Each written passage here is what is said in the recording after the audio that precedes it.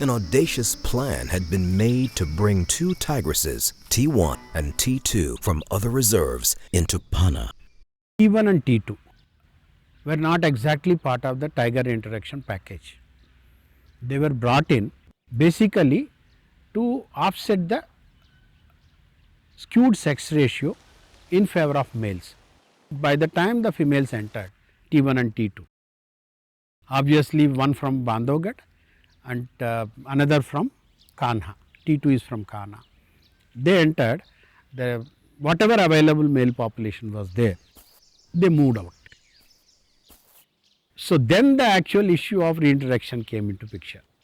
I entered the scene in the month of May 2009, but the park was declared zero of tigers in the month of January 2009. I entered for reintroducing the tigers there into Panna. Earlier there were only males, females were not there, but by the time I entered the scene there were no males, only females were there.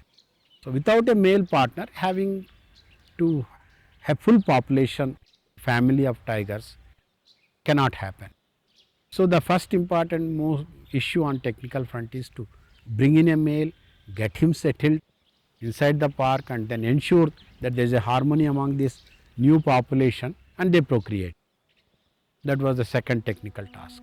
A male tiger, T3, from Pench Tiger Reserve was introduced into Panna as he later mated with Tigress T1.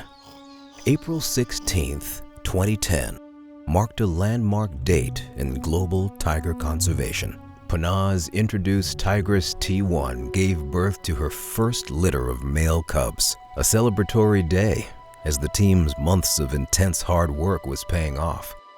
Species extinction, even locally, is planet Earth's most pressing issue, and Panna's team has begun their march in creating history in this area, being well on a path that would give the world a model for reviving a mega species like the tiger.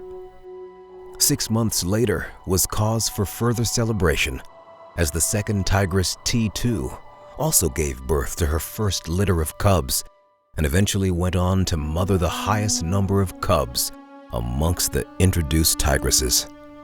As of today, T1's boys P112 and P111 from her first litter still rule parts of Panna.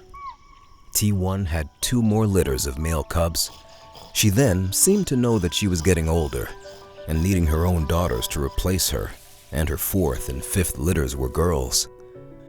Today, all 4 of her girls have carved out their own territories from their mother T1's territory, while their mother has been pushed out by them and has settled well in buffer forests outside the park.